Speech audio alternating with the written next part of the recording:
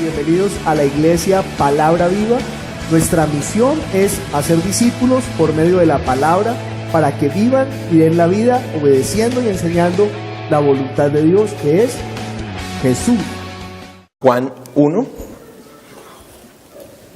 19 al 28.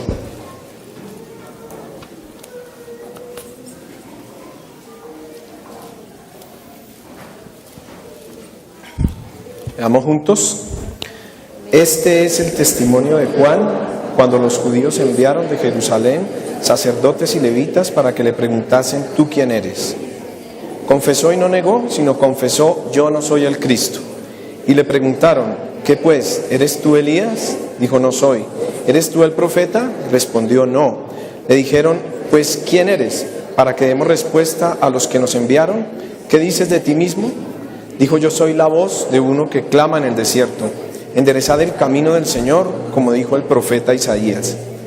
Y los que habían sido enviados eran de los fariseos. Y le preguntaron y le dijeron: ¿por qué pues bautizas si tú no eres el Cristo, ni Elías, ni el profeta?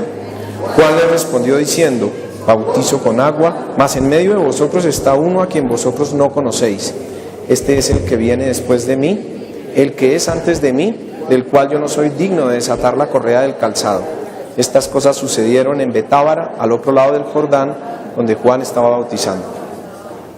En nombre de Cristo Jesús y bajo el poder del Espíritu Santo, Señor, te pedimos esta mañana, nos des discernimiento, nos des entendimiento de la palabra. Úsame, Señor, para poder predicar en el día de hoy. Permite que todos mis hermanos atiendan, escuchen y entiendan la verdadera vida en el Espíritu. Gracias, Señor. Los invito a sentarse.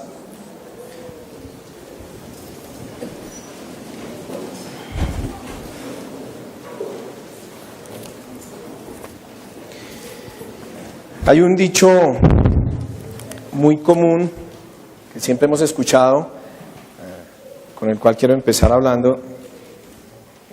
Se relaciona con que todos los caminos conducen a Roma. Creo que han escuchado esa frase, ¿no? Pero nadie sabe a Neiva, dicen por acá. Todos los caminos conducen a Neiva. Pues esto tiene que ver por que fueron los ingenieros romanos los primeros que elaboraron caminos firmes.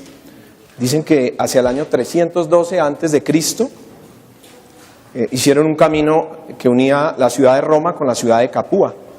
La vía se llamaba la vía Apia, y por allí la idea era que se desplazaran los ejércitos romanos a caballo, soldados. Utilizaron un reloj solar que era portátil para darle la dirección a la vía, porque era en línea recta, y un listón de madera con unas plomadas, y le pusieron ahí una serie de capas de piedra para que se drenara el agua y no se fuera a inundar. Yo no sé si las losas de Transmilenio tengan esta misma característica, lo dudo, pero creo que sería bueno que miraran algunos ingenieros esta parte. Y ese camino trazó lo que fue las veredas o los caminos veredales de Roma. Hoy vamos a hablar de un camino mucho más fuerte que ese primer camino de Roma, es el camino del Señor. Por eso esa prédica se llama Enderezca el camino del Señor. Si ustedes miran aquí esta vía que conduce hasta la avenida Suba, está un poquito como torcida, ¿no? La vía no la hicieron recta. Si yo le digo: se me encarga de enderezarme esa vía, pues usted me va a decir: no, está como complicado porque toca tumbar como unas 8 casas ahí y vamos a tener que traer ingenieros. Pero si fuera en tierra, recebo, usted posiblemente con un machete o una pica trataría de enderezarlo. Pero si yo le digo que enderezca el camino del Señor, usted va a decir: no, eso, ¿quién soy yo para enderezar el camino que Dios ha trazado? Pues tenemos esa responsabilidad de enderezarlo. Por eso empezamos dando ese testimonio, ¿no? De quién iba a venir, que era Juan el Bautista, cuando decía: soy la voz de uno que clama en el desierto, enderezad el camino del Señor. Yo básicamente, y sobre todo para los que vienen por primera vez, quiero hacer una explicación muy rápida de por qué iba a venir Juan, cómo se estaba anunciando que iba a venir Juan. Entonces tenemos, básicamente la Biblia está dividida en dos partes, el Antiguo y el Nuevo Testamento. En el Antiguo Testamento pues hay 39 libros, en el Nuevo tenemos 27, un total de 66 libros. En este Antiguo Testamento hay casi 300 profecías que ya se cumplieron, que anunciaron la venida de Jesús. Esta Biblia fue escrita de aproximadamente el año 1600 antes de Cristo al año 96 después de Cristo, inicialmente en rollos. Y es el libro que más se ha traducido, son 2.584 idiomas que se ha traducido la Biblia en este momento. No hay un libro que lo compare, es un libro fascinante y la invitación es definitivamente a que la conozcamos. Anoche, y bueno, a lo largo de este tiempo, preparando esta prédica, leía que la firma Inbamer Gallup hizo una encuesta y dice que el 80% de los cristianos en el mundo no se congregan juiciosamente y no leen la Biblia, el 80%. O sea que de cada 10 cristianos hay 2 haciendo juicioso la tarea y 8 van ocasionalmente, pero no conocen la Biblia. Así es muy complicado que podamos hacer la voluntad del Señor. El impacto que ha tenido que Jesús haya venido al mundo es tan fuerte que estamos en el año 2014 después de Cristo. Hay religiones que quizá no lo reconocen, creo que los chinos están en el año 5000, pero aún así en sus calendarios también se encuentra el año 2014. O sea, no puede uno negar a nivel mundial. Mire el consenso que hay en Bogotá para hacer el metro, ¿no? Poner de acuerdo a una ciudad, a un país, a unos gobernantes para hacer un metro. Ahora imagínense poner de acuerdo todos los países para tener todos el mismo tiempo. Entonces dice uno, no, esto definitivamente es porque la fuerza con que vino Jesús no fue cualquier cosa. Y esta mañana venía hacia acá, leía en un puente peatonal aquí por la 68 un cartel que me causó un poquito de análisis de realmente a qué estamos llamados. Decía, busque a Jesús vivo, no a la religión. Busque a Jesús vivo, no a la religión. Es que a diferencia de las otras religiones, nuestro Dios está vivo, los dioses de las otras religiones murieron. Buda está enterrado, Confucio, Mahoma no le apuntan a ninguna profecía. Ni siquiera se habla de Alejandro el Grande, gente mítica, guerreros míticos, él no sanó enfermos. Y nos enseñan en los colegios de ellos, ¿no? De la historia, y los damos por sentados, y los damos por hecho. Pero a Jesús, viendo todas las profecías que se han cumplido en él, muchas veces no lo reconocemos. Vamos por favor a Isaías 40, versículo 1 al 5.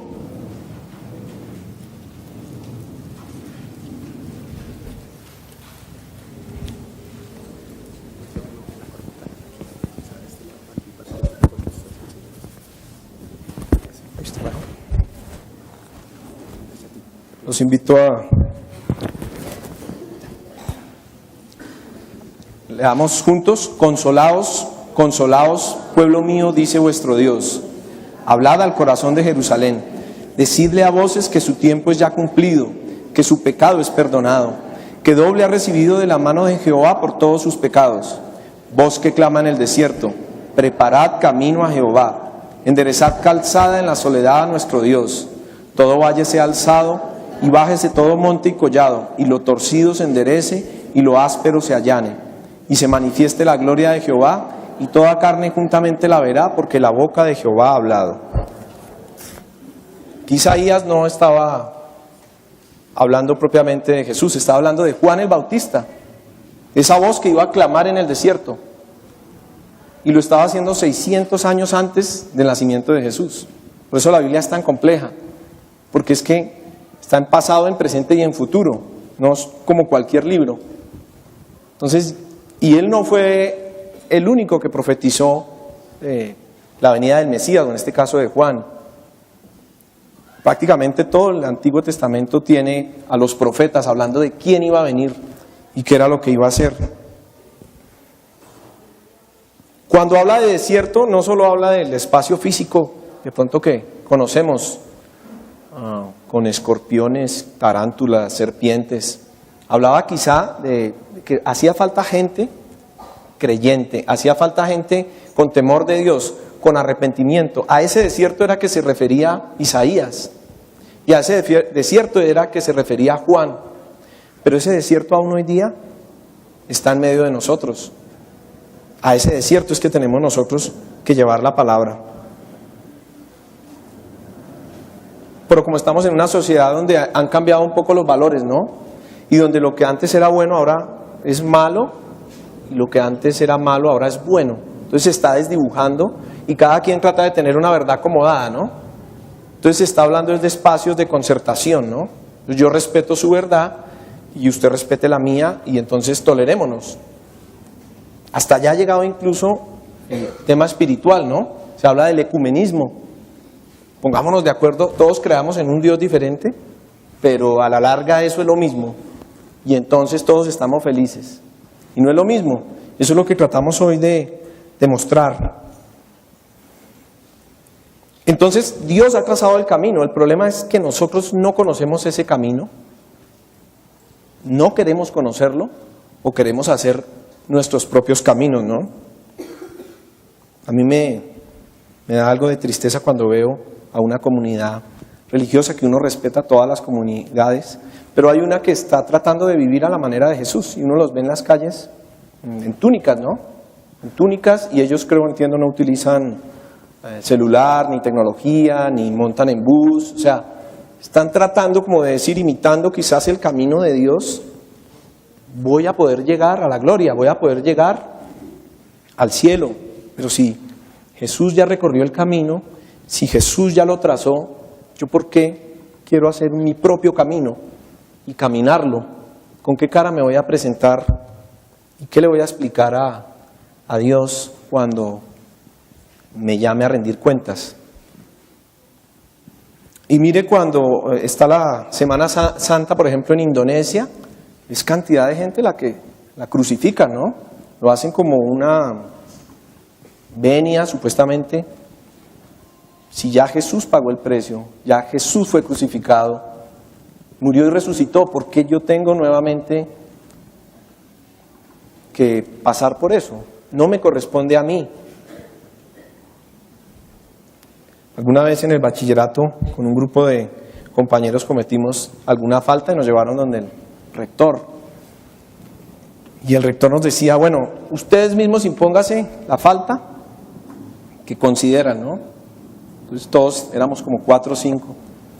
Y algunos decían, no, hagamos unas carteleras, que nos quiten el descanso. Y a un compañero se le ocurrió la brillante idea, dijo, que subamos Monserrate arrodillados todos. Entonces lo volteamos a mirar, ¿no? Menos mal el rector del colegio no le tomó la idea. Pero ese tipo de sacrificios ya no es necesario hacerlos, porque ya alguien los hizo, ya alguien enderezó la senda, ya alguien trazó el camino. El camino está. Vamos por favor a Deuteronomio 18, del 15 al 22. Deuteronomio 18, del 15 al 22. Está hablando Moisés. Y dice, profeta de en medio de ti, de tus hermanos como yo, te levantará Jehová tu Dios, a él oiréis. Conforme a todo lo que pediste a Jehová tu Dios en Horeb el día de la asamblea, diciendo, no vuelva yo a oír la voz de Jehová mi Dios, ni vea yo más este gran fuego para que no muera. Y Jehová me dijo, han hablado bien en lo que han dicho. Profeta les levantaré de en medio de sus hermanos como tú, y pondré mis palabras en su boca, y él les hablará todo lo que yo le mandare. Mas a cualquiera que no oyere mis palabras, que él hablare en mi nombre, yo le pediré cuenta. El profeta que tuviere la presunción de hablar palabra en mi nombre, a quien yo no le haya mandado hablar, o que hablare en nombre de dioses ajenos, el tal profeta morirá. Y si dijeres en tu corazón, ¿cómo conoceremos la palabra que Jehová no ha hablado? Si el profeta hablar en nombre de Jehová y no se cumpliere lo que dijo, ni aconteciere es palabra que Jehová no ha hablado, con presunción la habló el tal profeta, no tengas temor de él. Aquí está Moisés claramente dando una profecía, una de las tantas que ya se cumplieron. y está muy clara: de en medio de ti, de tus hermanos, de ese linaje de David, levantará Jehová tu Dios, a él oiréis, a Jesús oiréis. Pero ¿sabe que hay gente que no reconoce que él vino? En este pleno siglo, en este año, se encuentra uno con que hay comunidades que aún no reconocen que él vino. La comunidad judía, por ejemplo, no reconoce que este Jesús nuestro es el Mesías. Y ellos están aún esperando que venga ese Mesías. Por eso se alegran cuando entre sus hogares nace un hijo varón y no una niña, porque ese puede ser el Mesías. Y por eso se cuidan tanto como congregación, como país, porque un muerto que tengan en un ataque suicida o en una bomba que le lancen, ese muerto para ellos podría haber sido el Mesías. Entonces por eso se blindan tanto como país, se blindan incluso hasta con el tema de la alimentación. Ellos, su gran temor es que los envenenen. Uno sin darse cuenta muchas veces entra a supermercados kosher, que son los que están con todo el tema de seguridad logística para los judíos. Y uno consume sin saber también muchos alimentos de esa dieta. Cualquier yogur o cualquier comida de estas que viene refrigerada con alguna cierta importancia en alguna empresa va a tener en la parte de abajo atrás un sellito kosher, que quiere decir que lo consume el pueblo judío. Nosotros no sabemos, pero ellos sí lo saben. Entonces ellos están esperando el camino. Nosotros ya tenemos un camino trazado, nosotros ya tenemos una línea para la cual estamos llamados. ¿Y qué será el camino? ¿Cuál será el camino? ¿Será simplemente como que Dios me lleve, como que... No, pues lo que Dios quiera, ¿no? ¿Qué está usted pensando? No, lo que Dios quiera. ¿Le fue mal? Fue porque Dios quiso. Me caí, me rompí una pierna, Dios quería que me rompiera la pierna. Y como que nos sentamos en una orilla de confort, como en una orilla de tranquilidad. Y parecemos más hinduistas, ¿no? Usted sabe que los hinduistas están esperando una reencarnación, el tipo de religión que profesan algunos de ellos. Habla de la reencarnación, entonces ellos dicen, pues no trabajo porque de pronto sufriendo en esta vida, en la próxima, voy a tener más dinero. Es más, entre más sufra en la otra, más dinero voy a tener. No es toda la India, porque a veces uno tiende a esquematizar los países y hablar de las religiones y no. Y finalmente cuando el Señor venga, no va a llamar comunidades, no va a llamar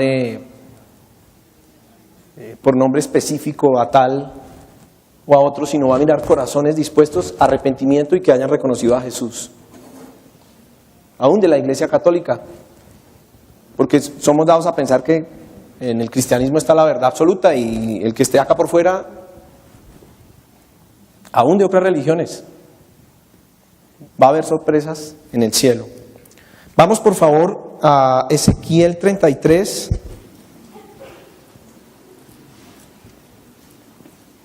del 8 al 9.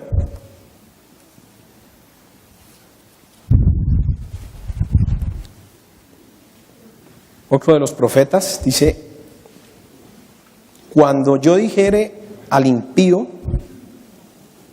impío, de cierto morirás, si tú no hablares para que se guarde el impío de su camino, el impío morirá por su pecado, pero su sangre yo la demandaré de tu mano. Y si tú avisares al impío de su camino para que se aparte de él y no se apartare de su camino, él morirá por su pecado, pero tú libraste tu vida. Creo que está siendo muy claro el profeta Ezequiel, porque es que estamos obligados a hablar todos. Yo mismo me cuestionaba mientras organizaba y trataba de estructurar esta prédica, ¿a cuánta gente que he podido predicarle le he predicado? Le he dejado de predicar. a cuánta gente que ha estado cerca, en mi misma familia, a mis mismos vecinos, porque a veces queremos es como decirle, Dios, no te preocupes, yo quiero, lo mío es las misiones, yo voy a ser misionero para llevar la palabra a las naciones, pero dame un momento que tengo que resolver una cantidad de cosas y van pasando los años y finalmente nunca compartí la palabra. Y los que tengo a mi lado, ¿dónde están? Entonces, tenemos ese deber, ¿no? Claro, siempre va a estar ahí quien llamamos al enemigo, ¿no? Al quien representa el mal, el diablo tapándonos la boca, ¿no? No hable, no le da pena. Mire que esta gente que usted le va a hablar es gente muy culta y usted, mire, no va a tener las palabras. Pues es el Espíritu Santo el que va a hablar, uno es simplemente usado. Entonces, pensemos muy seriamente que todos estamos llamados a eso. Hace 15 días el pastor Diego quería hablar conmigo, pensé que me iba a comentar algo muy normal o alguna cosa, una situación, algún favor que me quería solicitar de alguna forma, alguna situación que yo podía de pronto servir, cuando me dijo, quiero que prediques en 15 días. Eso me lo dijo hace 2 semanas y fue como un baldado de agua fría porque pues, la verdad uno no está preparado. Pero no está preparado porque en principio, bueno, no nos preparan. No nos preparan para llevar la palabra. Entonces vamos a las iglesias en las que hemos estado y vemos que es el pastor el que está al frente quien predica y uno dice, bueno, yo pastor no, sí voy a colaborar, pero es más fácil quizá estar acá sentado que estar allá. Y entonces yo fui a hablar con él y le dije, Diego, yo no manejo la Biblia al 100%, ni conozco a fondo los versículos y los capítulos, no sé si sea buena idea que yo predique. El tiempo que llevo en la iglesia quizás no es el suficiente, y bueno, yo empecé como a decirle muchas excusas. Y Diego me explicaba y no lo entendía, ese día lo entendí, que es el nicolaísmo quien se apropia en las iglesias y pone niveles, ¿no? Entonces usted no puede predicar, usted tiene primero que hacer un curso, usted tiene primero que una entrevista, darle 2 vueltas a la manzana y mirar si el tiempo en que llega es el adecuado, lo pesamos, lo medimos. Y entonces uno se cierra su mente y su entendimiento y uno dice, yo no lo voy a hacer. Pero hoy les quiero decir que estamos llamados todos a hacerlo y que muchos de los que me están oyendo en este momento, aquí los voy a ver en poco, porque Dios está buscando ese tipo de personas y qué bueno que nos use. Y si no es acá, de pronto va a ser en las naciones, en otras partes del planeta, con nuestra familia. Entonces hay que prepararnos y hay que estudiar.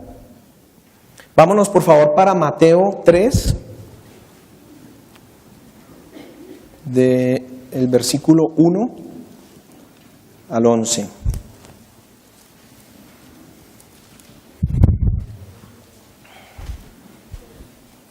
Aquí vamos a ver cómo Juan el Bautista reconoce que la profecía se hace en él, se cumple en él.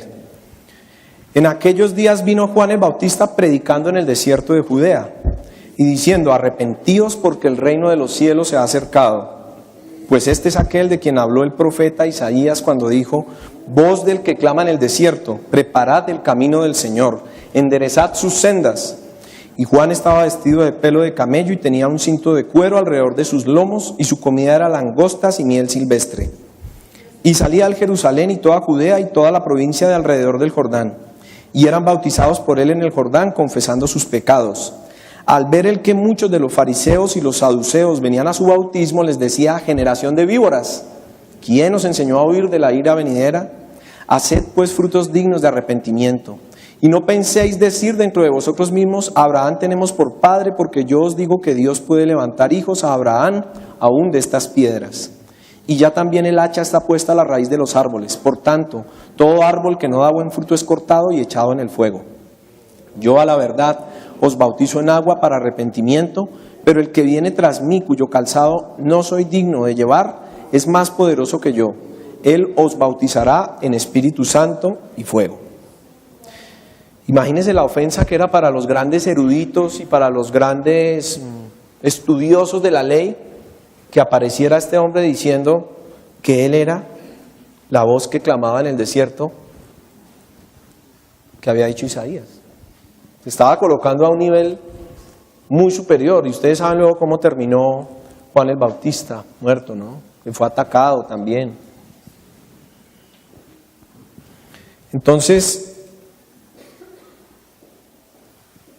nosotros somos muy dados a preparar el camino en el tema mundano, en el tema humano, cuando nos van a visitar o cuando vamos a ir a una fiesta, estamos muy atentos.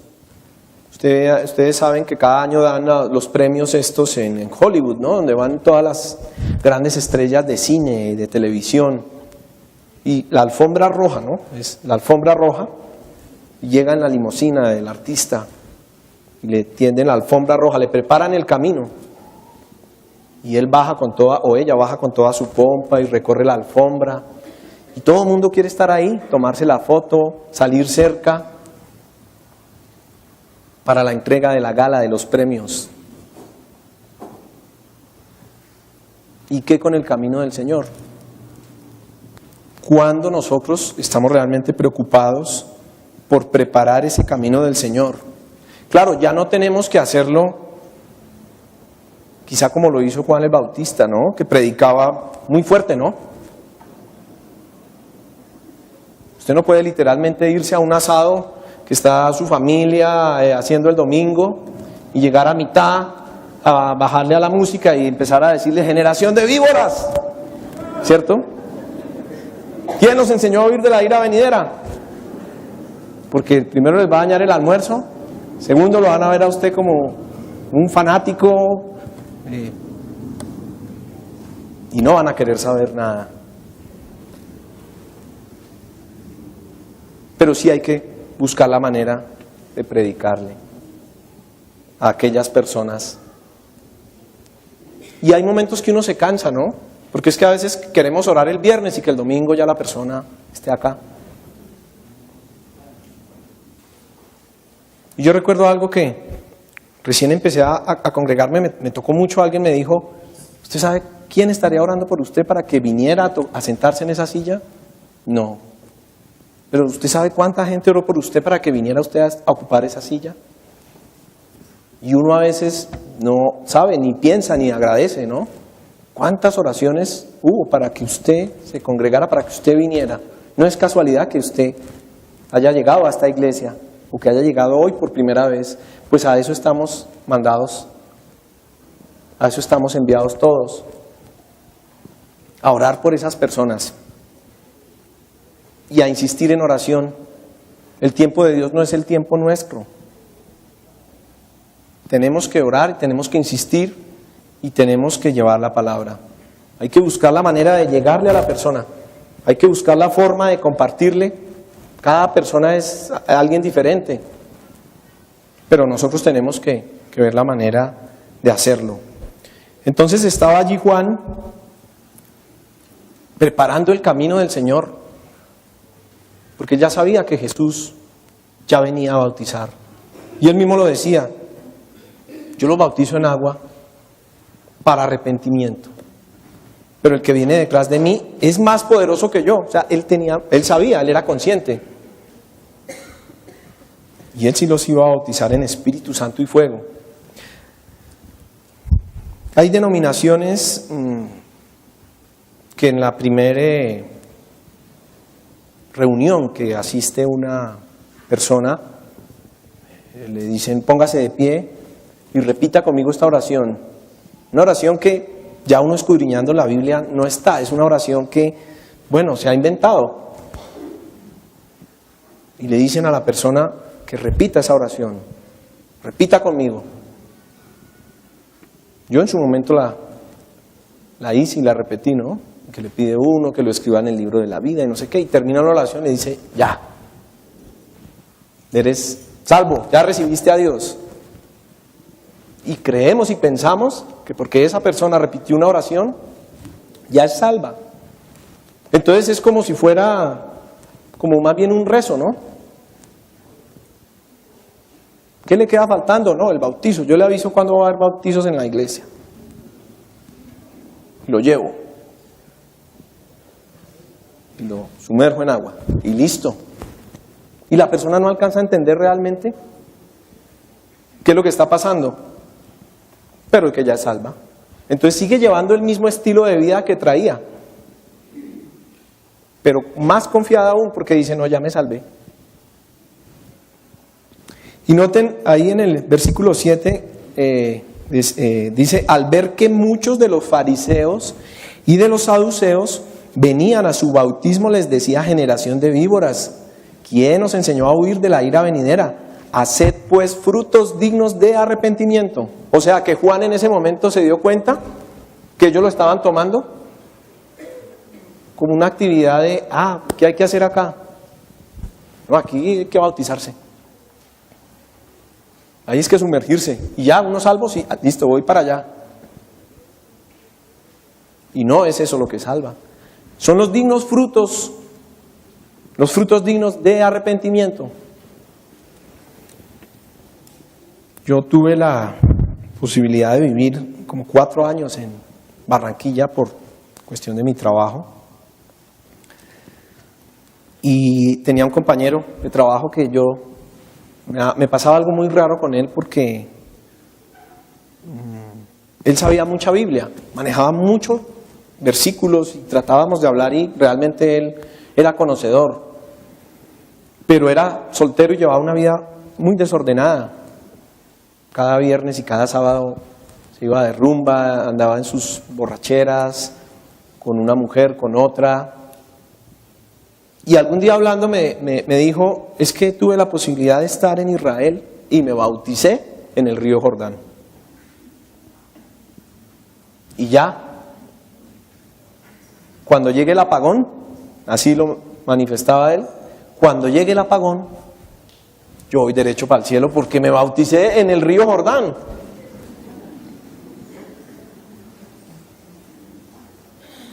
Qué equivocado estaba este compañero. Y yo sentía, eso no me ha ocurrido, debo confesarlo, con mucha gente, pero con él yo sentía una necesidad de hablarle y de compartirle, y yo lo llamaba a su casa y yo le decía, mire, prenda la televisión, ponga esta emisora, y él decía, pero ¿por qué me dice eso? ¿Usted qué piensa que soy yo?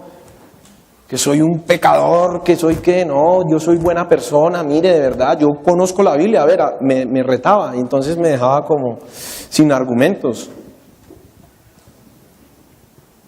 Regresé a Bogotá y como a los 3 meses, viendo el noticiero, apareció viniendo él de Valledupar en un carro hacia Barranquilla, en un Renault Laguna Blanco, como a 160 kilómetros por hora. Chocó contra un árbol y el carro estalló. Y él murió quemado dentro de ese vehículo. Yo le pido a Dios que siempre, ya uno no puede hacer nada, que él haya tenido tiempo de arrepentirse, que él haya tenido tiempo de reconocer a Jesús. Tengo un familiar que está muy lejos de las cosas de Dios y él dice, cuando llegue el momento de morir, yo me echo la bendición y yo digo, perdóname, Señor. Y la pregunta es, ¿y si será que Dios le va a dar tiempo? Y él lo dice con una convicción. Y muchos de nosotros pensábamos antes de conocer las cosas de Jesús así. Yo quiero que cuando me muera, mi muerte sea rápida, que no la sienta. Yo no quiero sufrir, yo quiero, mejor dicho, y ahora pensamos es al revés, ¿no? Uy, no, Dios, dame tiempo, Señor, para arrepentirme si es que no lo he hecho. Mire que a veces esas personas que están en las clínicas, en los hospitales, agonizando, ¿no? Y uno, pero ¿por qué Dios permite que esa persona sufra? ¿Por qué Dios permite que esa persona agonice, que esté ahí pagando quién sabe qué cosas? Y Dios está esperando tocar ese corazón de esa persona que posiblemente no puede hablar, pero que en su mente, porque era lo otro que enseñaban a uno en algunas iglesias, ¿no? Repítalo, pero dígalo en voz alta, porque si usted no lo dice en voz alta, Dios no lo escucha. ¿Será que Dios no lo escucha? La persona puede estar sufriendo en ese hospital y en su mente puede estarse arrepintiendo y salvarse en el último instante. Entonces no es un bautizo el que nos va a dar esa salvación, sino esos frutos dignos de arrepentimiento. Vamos por favor a Juan 3.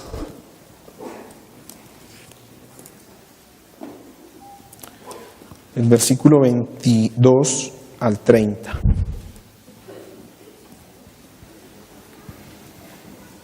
Lo más difícil, parte de la labor que yo cumplo, donde laboro en algún porcentaje, es que doy clases, doy algunas clases. Soy medio docente. Y a veces cuando uno siente que tiene algún tema por avanzar, pues uno empieza a preguntar, ¿y ustedes qué opinan de tal cosa? ¿Y quién me dice tal cosa? Aquí lo difícil es que es uno solo, hablando todo el tiempo. Pero bueno, ahí está el Espíritu Santo dándonos mucha palabra, es uno el que trata como de entender. Entonces dice Juan 3, del 22 al 30, después de esto vino Jesús con sus discípulos a la tierra de Judea y estuvo allí con ellos y bautizaba. Juan bautizaba también en Enón, junto a Salim, porque había allí muchas aguas y venían y eran bautizados, porque Juan no había sido aún encarcelado. Entonces hubo discusión entre los discípulos de Juan y los judíos acerca de la purificación. Y vinieron a Juan y le dijeron, Rabí, mira que el que estaba contigo al otro lado del Jordán, de quien tú diste testimonio, bautiza y todos vienen a él. Respondió Juan y dijo, no puede el hombre recibir nada si no le fuere dado del cielo. Vosotros mismos me sois testigos de que dije, yo no soy el Cristo, sino que soy enviado delante de él. El que tiene la esposa es el esposo, mas el amigo del esposo que está a su lado y le oye, se goza grandemente de la voz del esposo. Así pues, este es mi gozo, está cumplido. Es necesario que él crezca para que yo mengüe. Miremos que esta porción de Juan 3 nos explica una disparidad, ¿no? Continúa Juan bautizando por una parte, dice que aún no había sido encarcelado, y Jesús inicia su proceso también, ya se había bautizado Jesús, entonces ahora inicia a bautizar. Claro, ahí aprovechan los eruditos para, lo vamos a poner a pelear, ¿no? Lo vamos a enfrentar, vamos a generar aquí discordia. Mira Juan, allá, Rabí, ¿no? Rabí. Jesús está bautizando, ellos estaban esperando seguramente que fuera Juan a decirle, oiga, aquí el que bautiza soy yo. ¿No se acuerda que lo bauticé la semana pasada? No se tome atribuciones que a usted no le competen o algo así, estaría esperando.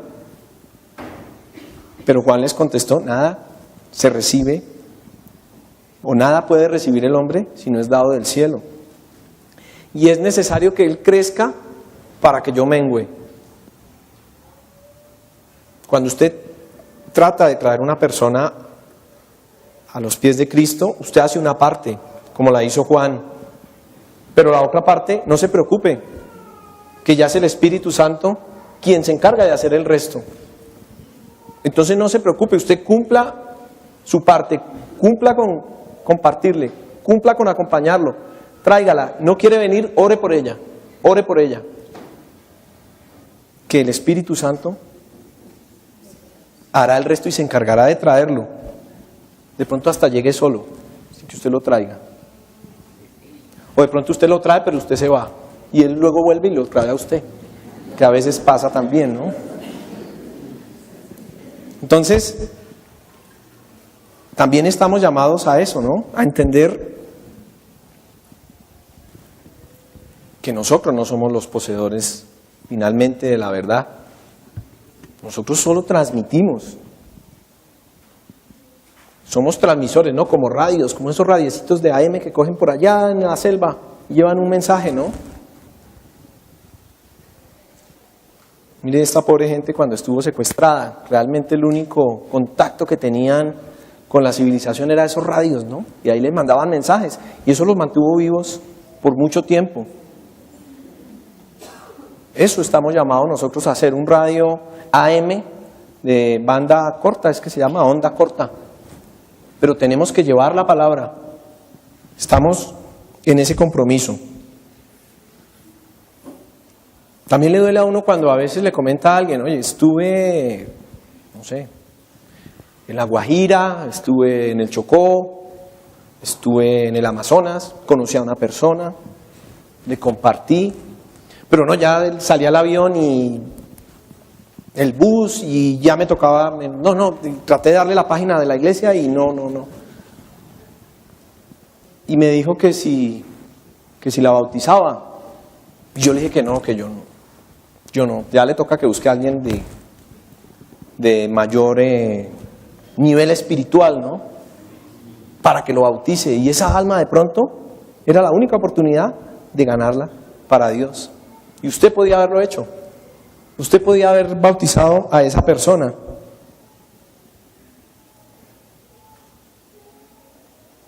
Vamos a Mateo 28.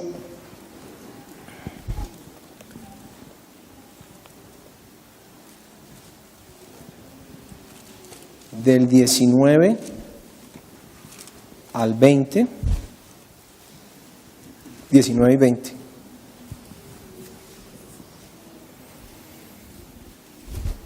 Bueno, leámoslo por favor desde el 16. Pero los 11 discípulos se fueron a Galilea, al monte donde Jesús les había ordenado. Y cuando le vieron, le adoraron, pero algunos dudaban. Y Jesús se acercó y les habló diciendo: toda potestad me es dada en el cielo y en la tierra. Por tanto, id y haced discípulos a todas las naciones, bautizándolos en el nombre del Padre y del Hijo y del Espíritu Santo, enseñándoles que guarden todas las cosas que os he mandado, y aquí yo estoy con vosotros todos los días hasta el fin del mundo. Amén. Es que nos lo dio fue Jesús. Esto no nos lo dio ningún notario mediante escritura. Esto nos lo dio fue Jesús. Y ahí nos está diciendo: por tanto, verificad que hayan hecho el curso de Evangelio 1. Verificad que estén diezmando y ahí sí bautízalos. Verificad que lleven 2 años en la iglesia y bautízalos. Está muy claro hablando. Id y haced discípulos a todas las naciones.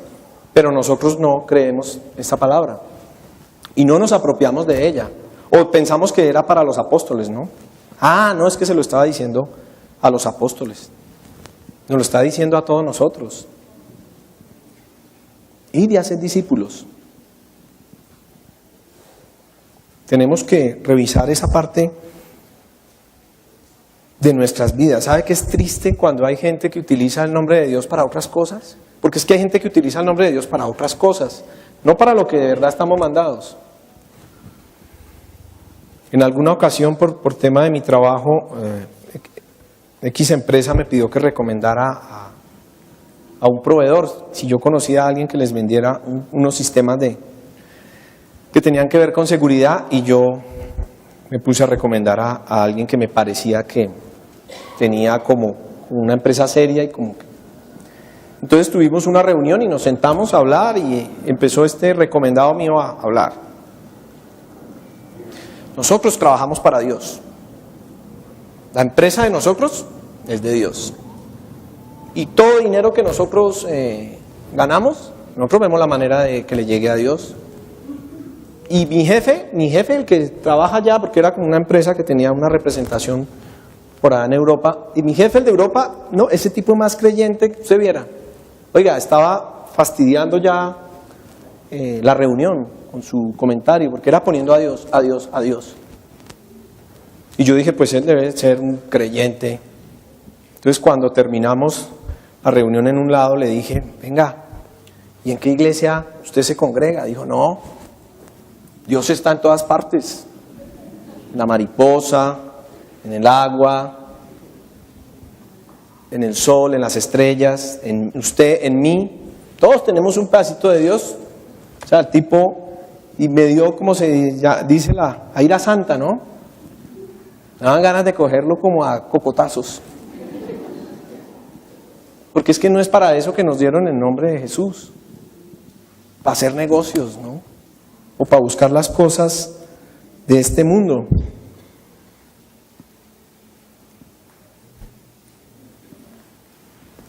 Jesús vino a predicar la verdad. Mire que hay gente que viene a otras cosas. Hay gente que viene, no sé, a grabar muchos discos, a correr carros en carreras, a viajar por el mundo. Pero Jesús vino a traer la verdad. Esa es la gran comisión de la que nos habla Mateo. Y esa comisión es la que tenemos nosotros a cargo. Vámonos por favor para Primera de Juan.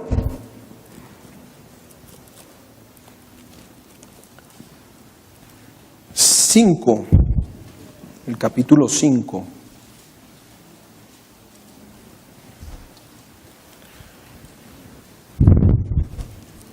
Del 6 al 12, los versículos.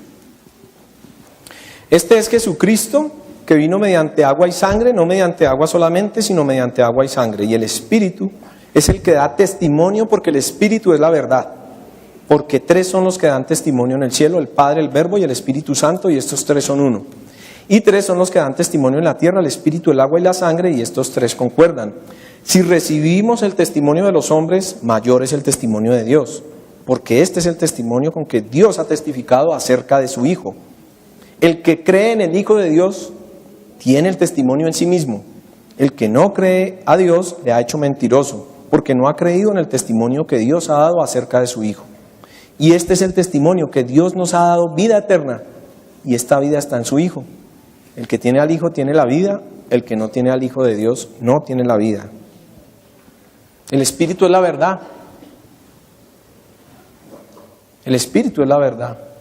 El Espíritu es el que lo toma usted, lo usa y dice cosas ciertas. Y Dios no va a permitir que su nombre sea burlado. Por eso es que tenemos que predicar que Jesús es el Dios verdadero. Porque nosotros somos dados a que encontramos una promoción de planes y minutos de celulares y queremos, oiga, vaya allí que mire, le dan minutos, le dan internet, le dan, vaya. Mire que las boletas para el concierto están por la puertica de atrás al 50%. Mire que si muestra el carnet, ¿cierto? Somos muy dados a contar las promociones, las cosas, pero lo que tiene que ver con Dios, guardamos silencio. Entonces, descubramos en Juan 14, 6 y 9. Vamos por favor para Juan 14.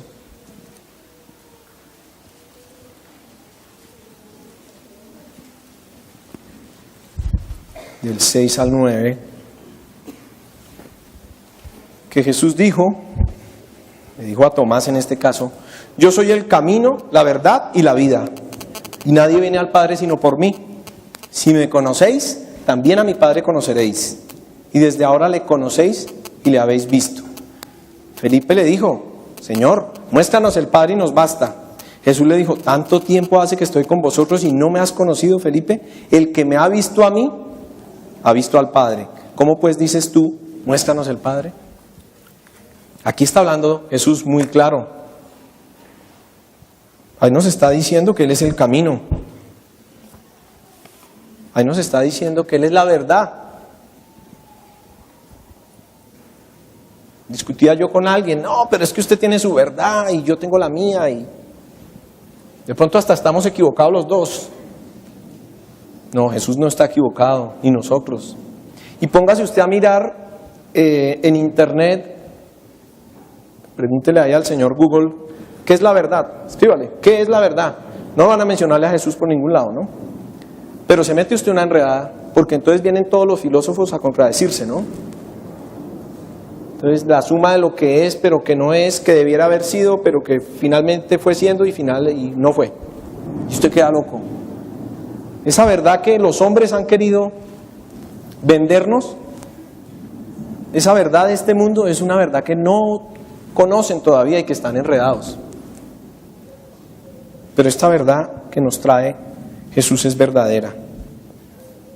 Vamos, me quedan 3 versículos porque el tiempo aquí va muy rápido. Juan 18,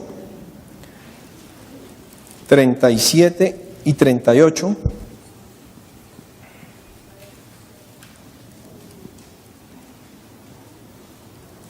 Le dijo entonces Pilato a Jesús: ¿eres tú rey? Respondió Jesús: tú dices que yo soy rey. Yo para esto he nacido y para esto he venido al mundo, para dar testimonio a la verdad. Todo aquel que es la verdad, oye mi voz. Mire lo que le dice Poncio Pilato con su sabiduría, como le responde. ¿Y qué es la verdad? O sea que no entendió, ¿no? Le acaba de decir claramente: todo aquel que es de la verdad, oye mi voz. Pilato no entendió la voz y por eso le dijo: ¿y qué es la verdad?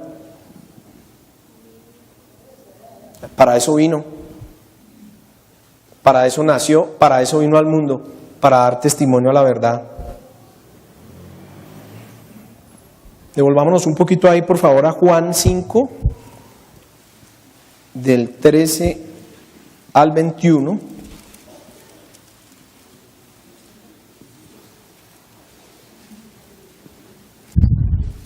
Perdónenme, primera de Juan 5, 13 al 21. Me confundí. Está al final, antes de Apocalipsis, más atrasito. Primera de Juan 5, del 13 al 21. Estas cosas os he escrito a vosotros que creéis en el nombre del Hijo de Dios, para que sepáis que tenéis vida eterna, y para que creáis en el nombre del Hijo de Dios. Y esta es la confianza que tenemos en Él, que si pedimos alguna cosa conforme a su voluntad, Él nos oye. Y si sabemos que Él nos oye en cualquiera cosa que pidamos, sabemos que tenemos las peticiones que le hayamos hecho. Si alguno viera a su hermano cometer pecado que no sea de muerte, pedirá y Dios le dará vida. Esto es para los que cometen pecado que no sea de muerte. Hay pecado de muerte por el cual yo no digo que se pida. Toda injusticia es pecado, pero hay pecado no de muerte. Sabemos que todo aquel que ha nacido de Dios no practica el pecado, pues aquel que fue engendrado por Dios le guarda y el maligno no le toca. Sabemos que somos hijos de Dios y el mundo entero está bajo el maligno. Pero sabemos que el Hijo de Dios ha venido y nos ha dado entendimiento para conocer al que es verdadero. Y estamos en el verdadero, en su Hijo Jesucristo. Este es el verdadero Dios y la vida eterna. Hijitos, guardaos de los ídolos. Mire que menciona en ese versículo 3 veces la palabra verdadero. Nos ha dado entendimiento para conocer al que es verdadero y estamos en el verdadero, en su Hijo Jesucristo. Este es el Hijo del verdadero. ¿Cuántas veces más tendría que describirnos para entender y decir, oiga, sí? Y cierra como tomando una frase que como que no viene en el contexto, pero la amarra ahí: hijitos, guardaos de los ídolos. Daría para hablar no sé cuánto tiempo de los ídolos, pero es un error pensar que los ídolos es únicamente las figuritas de diferentes tamaños y colores. Muchos ídolos tenemos en estos corazones que están quitándole a Dios la presencia que Él debería tener.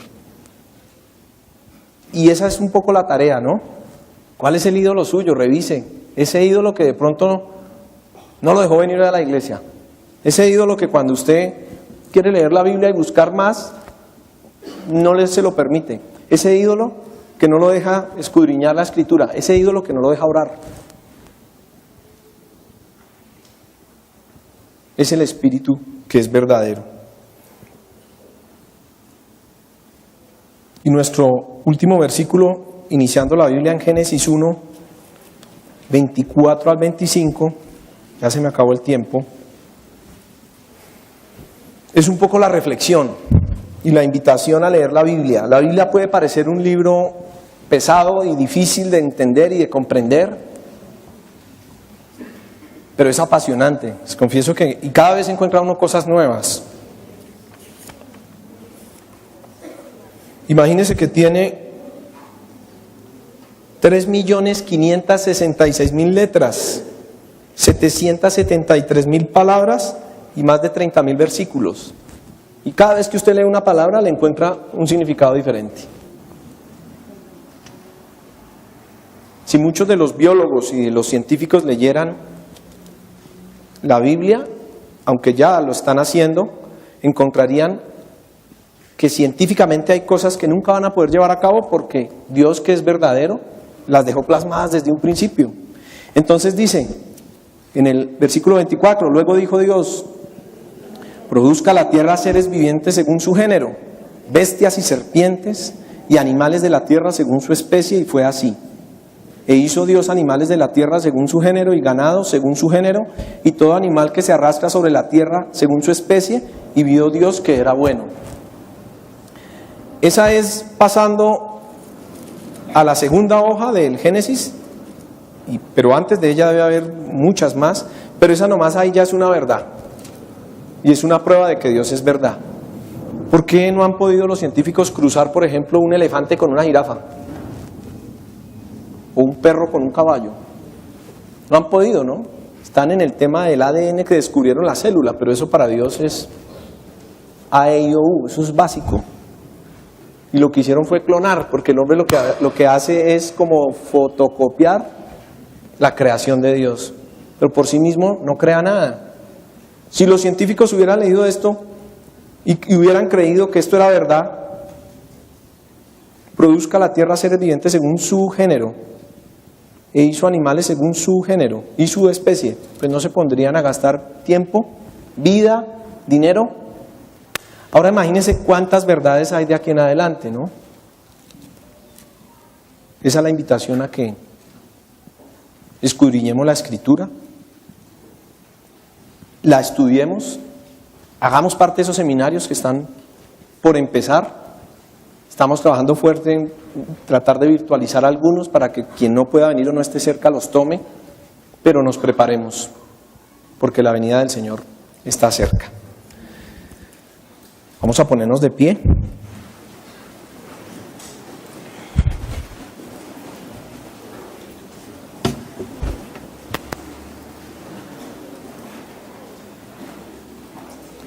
La gracia del Señor Jesucristo, el amor de Dios y la comunión del Espíritu Santo sean con todos los que esta mañana nos congregamos en esta iglesia, Palabra Viva, y que ese lema, esa frase que enmarca esta congregación de hacer discípulos por medio de la palabra para que vivan y den la vida obedeciendo y enseñando la voluntad de Dios, que es Jesús, se arraigue realmente en nuestros corazones.